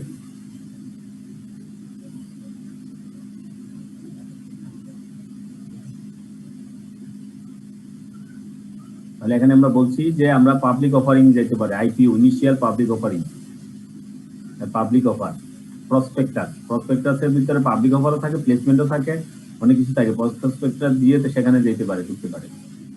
তারপর প্লেসমেন্ট থাকে। ঠিক আছে, আপনার নির্দিষ্ট এরকম কোনো 5টা ফাইন্যান্সিয়াল ইনস্টিটিউশন অথবা 5টা কোম্পানিকে দেওয়া হয়, সেটা প্লেসমেন্টের মাধ্যমে আপনার শেয়ার ক্যাপিটাল রেজ করতে পারি। অফার ফর সেল, কোম্পানির যদি কিছু অংশ বলে আমরা এই পরিমাণ আমরা কোম্পানি সেল করবো, হ্যাঁ, তাহলে কেউ নিতে হলে এটাও এরকম প্রাইভেট প্লেসমেন্টের মতোই আর কি। Right issue, company right issue সে ইস্যু করতে পারে। রাইট ইস্যু বলতে কি বুঝি? রাইট শেয়ার এবং বোনাস শেয়ার। বোনাস ইস্যু হচ্ছে বোনাস শেয়ার, আর রাইট ইস্যু হচ্ছে রাইট শেয়ার ইস্যু। রাইট ইস্যুটা কি একজন বলেন তো, এই সম্পর্কে জানেন কিনা? স্যার আমি বলবো। হ্যাঁ বলেন। রাইট ইস্যু হচ্ছে স্যার কমন স্টক হোল্ডাররা যদি অনেক সময় কোম্পানিতে বলা হয় যারা 5টি শেয়ার হোল্ডারের মালিক তারা একটি রাইট পাবে ভোটের, এরকম যদি কেউ 10টি হয় তাহলে সে 2টি রাইট পেল। এরকম রাইটের একটা মূল্য থাকে, সে রাইটের মূল্য অনুযায়ী বর্তমানে মানে শেয়ারের যে ফেস ভ্যালু থাকে সেই ফেস ভ্যালুর অনুপাত ফেস ভ্যালুর সাথে ওই রাইটের মূল্য কম্পেয়ার করে ক্রয় করতে পারে সেই রাইট দিয়ে নতুন শেয়ার। নেক্সট আরেকজন বলেন, একটু কিন্তু হয়েছে কিন্তু আরেকটু ক্লিয়ার করতে হবে। আরেকজন বলেন রাইট ইস্যু বলতে, রাইট শেয়ার ইস্যু বলতে কেউ জানেন কিনা?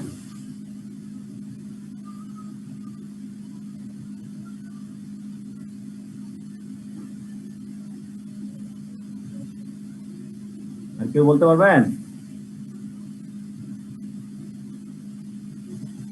ওকে, আমি একটু বলি রাইট ইস্যুটা, আপনারটা ঠিক, এটা আরেকটু ক্লিয়ার আমরা করব।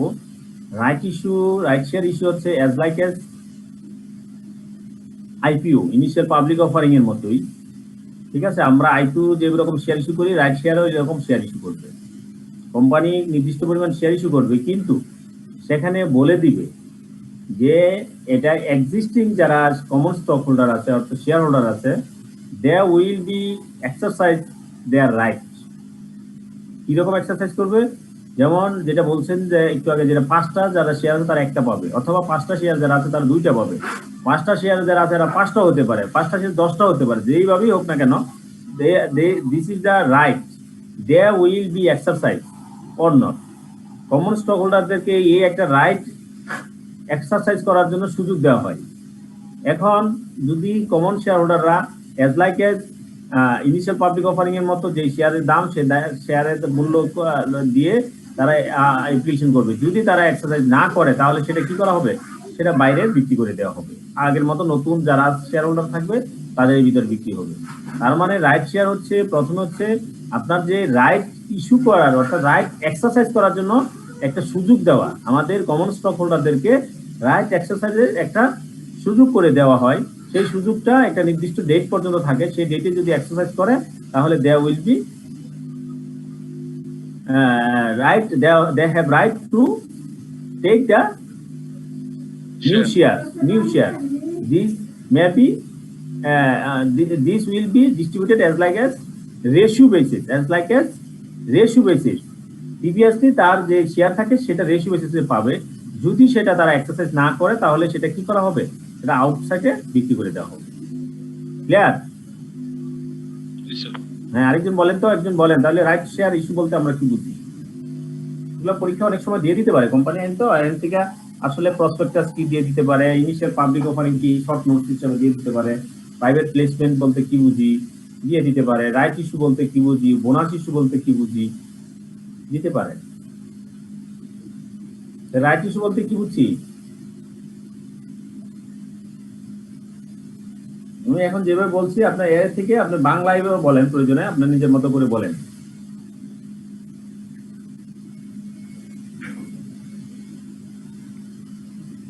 কোম্পানি তার ক্যাপিটাল ইনক্রিজ করার জন্য পাবলিক অফারিং শেয়ারের মতোই উনি অফার করেন। এখানে একটি কন্ডিশন থাকে যে যারা এক্সিস্টিং শেয়ার হোল্ডার আছেন, কমন শেয়ার হোল্ডার, ওনাদেরকে একটি রেশিও দিয়ে রাখেন। আপনার যে 5টা শেয়ার থাকলে সে 10টা অথবা 2টা 3টা সে কিনতে পারবে। তার মানে এটা তার রাইট। উনি এটা এই রাইট এক্সারসাইজ করলে উনি নিতে পারবেন, আর যদি না করেন এরপরে পাবলিকদের কাছে এটা অফার করা হবে। আলটিমেটলি কোম্পানি এই পরিমাণ ক্যাপিটাল রেজ করবে, ওকে, থ্যাংক ইউ।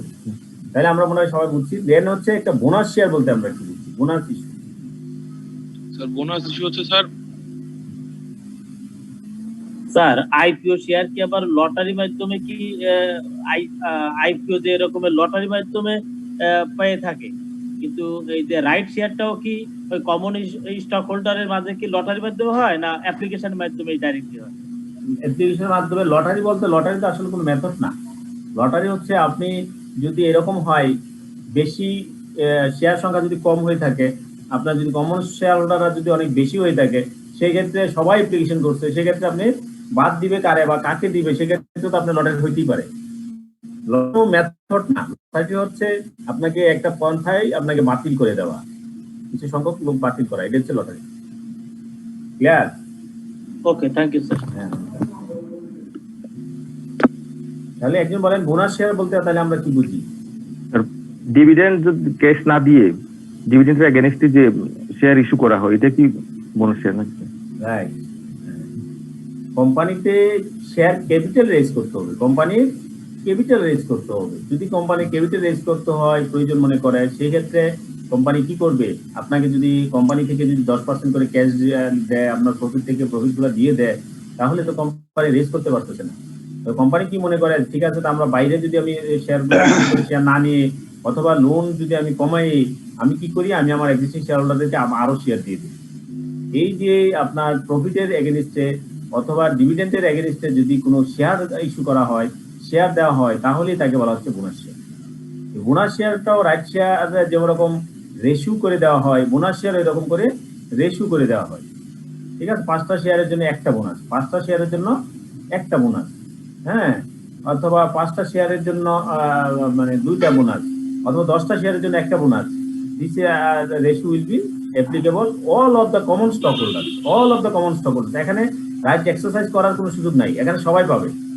ঠিক আছে, যত যদি আমার ক্যাপিটাল থাকে 1400 কোটি, আমি 10% বোনাস দিব, বোনাস শেয়ার ইস্যু করবো, তার মানে আমি আরো 140 কোটি নতুন করে ক্যাপিটাল যোগ হবে। এই বছর আমি 10% বোনাস শেয়ার দিলাম, ক্যাশ দিলে দিতে পারি, দিলাম না, অথবা দিলাম না, তাহলে আমি বোনাস ডিভিডেন্ড হিসেবে বোনাস শেয়ার দিয়ে দিলাম। ঠিক আছে, this is call bonus issue. তাহলে বোনাস ইস্যুতে আপনার ক্যাপিটাল রেজ হবে, কিন্তু সেক্ষেত্রে কি লাগবে না, বাইরের লোকজন পাবে না, শুধুমাত্র কমন স্টক হোল্ডার যারা all are will be equally কি getting the share as per pro rata basis, তাদের যে ইয়া আছে সেই রেশিও বেসিসে তারা পাবে। ক্লিয়ার? তাহলে রাইট ইস্যু এবং বোনাস ইস্যুর মধ্যে পার্থক্য কি, আমরা ক্লিয়ার হইলাম?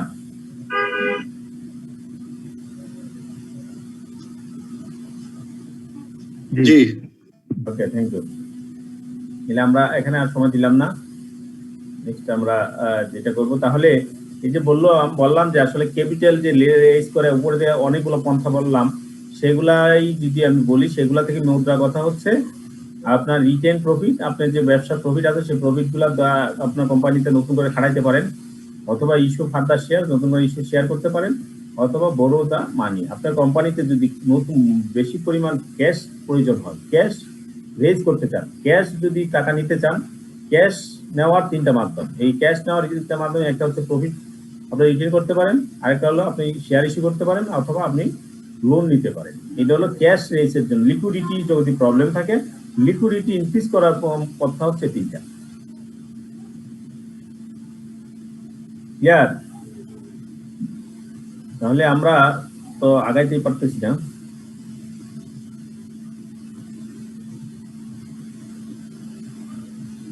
নেক্সট আমাদের আছে, এখন তো সময় খুব কম, কালকে আমরা যেটা আগামী নেক্সট ক্লাসে আমরা অবশ্যই আমরা কোম্পানি একটা পুরোটা দেখবো। আমরা কিন্তু আমার যে স্লাইডে কোম্পানি একটা মেইন পয়েন্টগুলা, যে এই পয়েন্টগুলো আমরা অলরেডি ডিসকাস করে ফেলছি। আমাদের ইন এলাবোরেটলি অর্থাৎ গো থ্রুর জন্য আমরা আরেকটা ক্লাস শুধুমাত্র এটা দেখবো। এই একটা ফুল একটা আমরা দেখার চেষ্টা করবো, ফার্স্ট টু লাস্ট।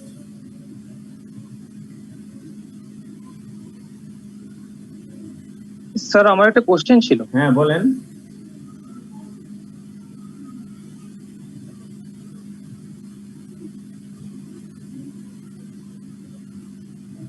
হ্যাঁ বলেন। স্যার প্লেসিংটা কি স্যার? প্লেসিং হচ্ছে আমরা বলি যে প্রাইভেট প্লেসমেন্ট, অর্থাৎ আপনাদের কোম্পানির ডিসিশনের মাধ্যমে প্লেস করা হয়। প্লেসিং মানে হচ্ছে প্রাইভেট প্লেসমেন্ট। প্রাইভেট প্লেসমেন্ট কি, আপনার এরকম করে শেয়ার অফার করা, আপনি অ্যাপ্লিকেশন করবো ওইরকম না। প্লেসিং হচ্ছে আপনি বড় বড় ফাইন্যান্সিয়াল ইনস্টিটিউশন, আমার কোম্পানির শেয়ার আইডিএলসি কে কিছু দিব, হ্যাঁ আপনার ইয়েতে দিব, কোম্পানির মাধ্যমে।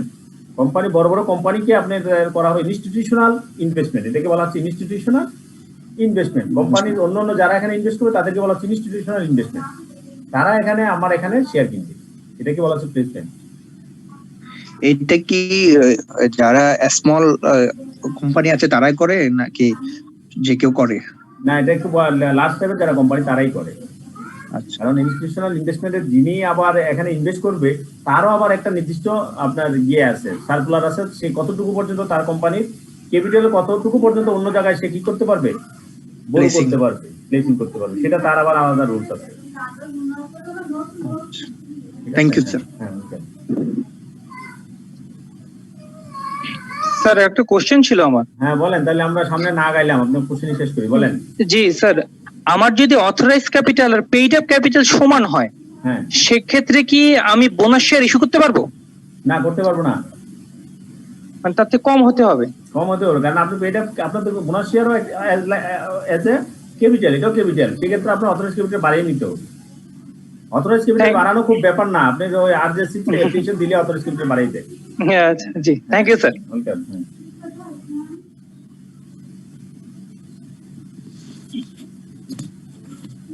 আর কার কোন কোশ্চেন আছে?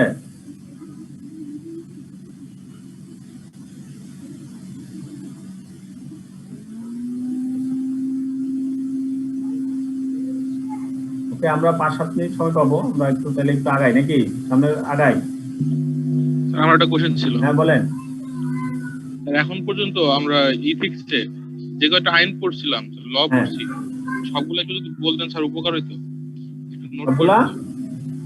যে কয়টা ল পড়ছে এখন পর্যন্ত, কোম্পানি ল সহ সবগুলো ল যদি একটু বলতেন 1 মিনিট, তাহলে লিখে নিতাম আর কি। আমরা বলবো রিভিউ ক্লাস, আমি এটা আমার ক্লাস রাখছি, ওইভাবে আমি ক্লাস সেট আপ করা, ফার্স্টে বলি আবার লাস্টে বলি, ঠিক আছে। উনি টেনশন করবেন না। হ্যাঁ, আমি বলে দিব ইনশাল্লাহ। হ্যাঁ, অন্য কোনো কোশ্চেন আছে বলেন? আর কারো কোনো কোশ্চেন আছে?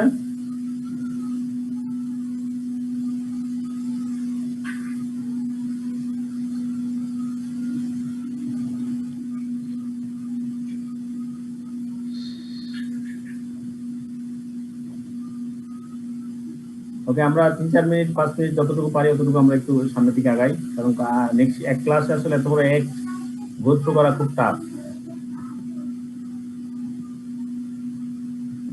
আমরা ফার্স্ট ক্লাসে আমরা এই ডেফিনিশন গুলো আমরা দেখছি, আপনারা হয়তো বা বাসায় আবার দেখবেন।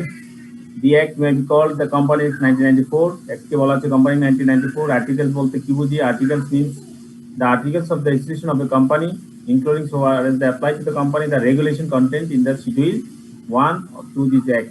আপনারা আসলে অ্যাক্টে যে শিডিউল আপনারা দেখতে পারেন, হ্যাঁ, এবং পার্ট 1, পার্ট 2, পার্ট 3 এভাবে যেগুলো আছে সেগুলো দেখবেন।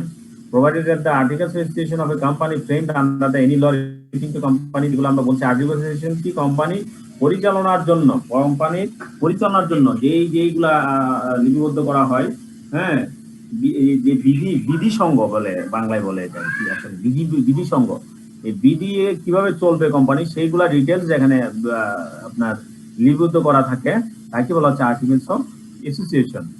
হ্যাঁ, আর একটা আছে সেটা হচ্ছে মেমোরেন্ডাম অফ অ্যাসোসিয়েশন, সেটা আমরা বলছি সেগুলো একটা লিগ্যাল ডকুমেন্ট, সেটা কোম্পানি ফরমেশন এবং ইনকর্পোরেশনের জন্য লাগবে।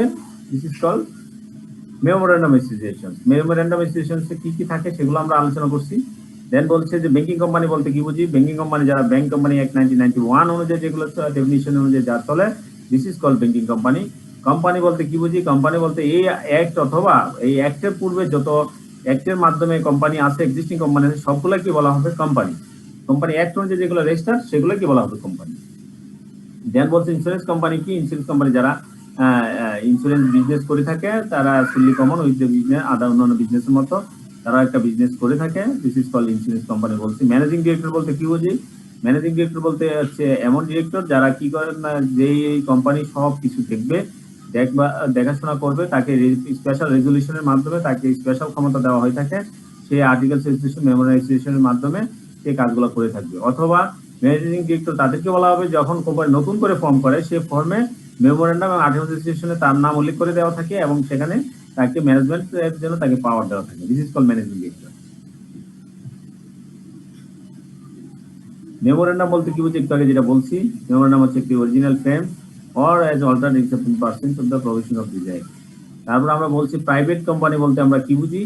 প্রাইভেট কোম্পানি বলতে বোঝা যাবে যে তারা কি করতে পারবে না, শেয়ার ট্রান্সফার করতে পারবে না, রেস্ট্রিকশন থাকবে। তারা পাবলিকের জন্য শেয়ারের জন্য প্রভিট, মানে আপনার ইনভাইটেশন প্রভিট করতে, ইনভাইটেশন করতে পারবে না, সেটা প্রভিট করা আছে, বাধা দেওয়া আছে। আর যেখানে তাদের নাম্বারটা মেম্বার হচ্ছে 50 বেশি হবে না, এরকম যদি যে এখানে বাধ্যবাধকতা আছে, this is called the private company. তাহলে পাবলিক কোম্পানি কি? পাবলিক কোম্পানি হচ্ছে কোম্পানি অ্যাক্ট অনুযায়ী সকল কোম্পানিগুলা, অথবা কোম্পানি অ্যাক্ট স্টার্টেড হওয়ার পূর্বের যত এক্সিস্টিং কোম্পানি আছে সবগুলা কোম্পানি, যেইগুলা না প্রাইভেট কোম্পানি, যেগুলা প্রাইভেট কোম্পানি না, এরকম যত কোম্পানি এই আইনের মাধ্যমে অথবা এই আইন চালু হওয়ার পূর্বের যে কোনো আইনের মাধ্যমে এস্টাবলিশ আছে, অল কোম্পানি আর কল পাবলিক কোম্পানি। রেজিস্টার বলতে কি বলছে? রেজিস্টার বলতে রেজিস্টার একটা অফিসার, সেখানে কি করে, উনি ওনার ডেজিগনেশন আর পাওয়ার থাকে, সে এখানে কোম্পানিকে রেজিস্ট্রেশন করার প্রসিডিওর করার মতো ক্ষমতা দেওয়া থাকে, যেটা তার দায়িত্ব। This is called registrar. আপনাদের কোনো একটা কোশ্চেনে মনে আমি দেখছি রেজিস্ট্রার কি, রেজিস্ট্রি অফিস কি, রেজিস্ট্রার বলতে কি বুঝি, এইগুলা কোশ্চেন আসছে ডেফিনিশন গুলো। দেন বলা হচ্ছে সেক্রেটারি বলতে কি বুঝি? সেক্রেটারি হচ্ছে এরকম ইন্ডিভিজুয়ালের কোয়ালিফিকেশন, যে কোম্পানিগুলা হ্যাঁ বোর্ডের যে সেক্রেটারি হিসেবে কাজ করবে, তাই পাস করবে, তাকে এরকম কোনো ক্ষমতা দেওয়া থাকে এবং তার নির্দিষ্ট কোয়ালিফিকেশন দেওয়া আছে, সেগুলোকে বলা হচ্ছে, তাকে বলা হচ্ছে সেক্রেটারি। শেয়ার বলতে কি বুঝি? শেয়ার হচ্ছে একটা ডিস্ট্রিবিউশনের একটা ইয়েতে, এগুলো আপনারা এই ডেফিনিশন গুলো এখান থেকে দেখবো। তার পরবর্তীতে আমরা মেমোরেন্ডাম ইনস্টিটিউশন দেখেন। মেমোরেন্ডাম ইনস্টিটিউশনের ক্ষেত্রে বিভিন্ন প্রকার মেমোরেন্ডাম ইনস্টিটিউশন আছে। Memorandum of company limited by share, company limited by shares এর ক্ষেত্রে মেমোরেন্ডাম কিরকম হবে? এই কথাগুলো এখানে বলা আছে। কোম্পানি লিমিটেড বাই গ্যারান্টির ক্ষেত্রে মেমোরেন্ডাম কিরকম হবে সেই কথা এখানে বলা আছে। হ্যাঁ, এইরকম করে আমরা নেক্সট ক্লাসে আমরা এগুলো একটু গো থ্রু করবো যতটুকু পারি, আর বাকিগুলো আপনারা দেখে নেবেন।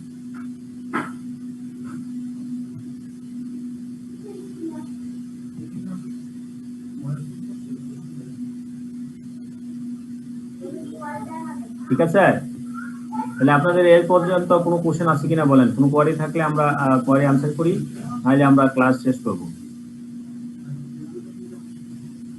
স্যার ওই কোম্পানি অ্যাডমিনিস্ট্রেশনের যে শীটটা ওইটা পেয়েছি, কিন্তু কোম্পানি ফাইন্যান্স আজকে যেটা পড়িয়েছেন ওইটা তো আমরা পাইনি স্যার। ফাইন্যান্সের শীটটা আজকে মনে হয় 2-1টা পয়েন্ট মনে বাকি আছে। হ্যাঁ, এরকম এটা আমি পরে ঢুকাই। ঠিক আছে, এইটা নেক্সট ক্লাসে রেখে আমি আপনাদেরকে দিয়ে দিব। স্যার এই যে কোম্পানি অ্যাক্টের যে কালার যে ফাইলটা এটা দেওয়ার কথা ছিল, পাবো কি স্যার? সেটা দেওয়া হয় নাই না? না স্যার, এই দুইটা ফাইলের মধ্যে মানে এটা পুরনো ফাইলটাই আমাকে দিয়েছিলেন, আরেকটা কালার ফাইলটা দিয়েছিলেন, ওটা শেয়ার করেছি। আচ্ছা, আমি এটা এখনই দিয়ে দিচ্ছি আপনাদের। একটা মেল আপনি মেল দিয়েছিলেন না? জি স্যার, নাম্বারে আমি দিয়ে দিচ্ছি, আপনি চলে গিয়ে শেয়ার করে দিন। জি স্যার। আসসালামু আলাইকুম। আর কারো কোনো কোশ্চেন আছে? স্যার একটু আগের একটা কোয়েশ্চেন আর কি, হ্যাঁ বলেন। কমন ল এন্ড ইকুইটিটা আসলে বুঝতেছি না একটু। আমরা কমন ল বলতে আমরা বুঝি যে কি, যেগুলো কোডের বাইরে জুরিসডিকশনের মাধ্যমে হায়ারার্কি অনুযায়ী যেই আসে সেটাকে বলা হচ্ছে আমরা কমন ল। জি স্যার। ইকুইটিটা কি? ইকুইটিটা হচ্ছে আপনার কমন লতে অনেক কিছু আছে যেগুলা জাস্টিফিকেশন হয় না। এটা আসলে ইংল্যান্ডের চ্যান্সেলর এর মাধ্যমে একটা ইকুইটি, তাদের একটা চার্টার তৈরি করা হয়েছিল, একটা সনদ তৈরি করা হয়েছিল। সেখানে অনেকগুলা যেগুলো কমন লতে যে প্রবলেমগুলো আছে, সেই প্রবলেমগুলো সলভ করার জন্য এখানে কিছু রুলস রেগুলেশন দিয়ে দিচ্ছে যে না, এই সব কমন আইন এখানে হয় না, এই ক্ষেত্রে specifically justification and to be equitable, সেগুলো ইকুইটেবল হতে হবে। This is called equity. মানে কমন লতে যেখানে লিমিটেশন আছে সেই লিমিটেশন গুলা দূর করার জন্য যেগুলা পার্সোনাল জাস্টিফিকেশনের ইকুইটি, যে চার্টার অফ ইকুইটির মাধ্যমে যেটা করা হয়, this is called equity. Yes, thank you sir, thank you.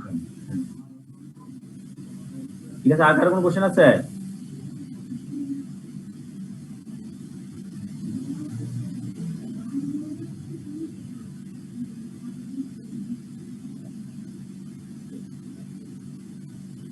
বলেন কারো কোনো কোশ্চেন থাকলে বলতে পারেন।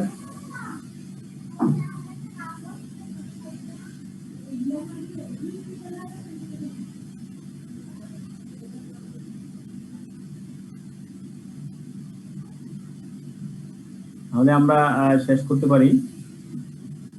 আমরা নেক্সট ক্লাস ইনশাআল্লাহ আগামী সোমবার। ক্লাস প্রায় শেষ।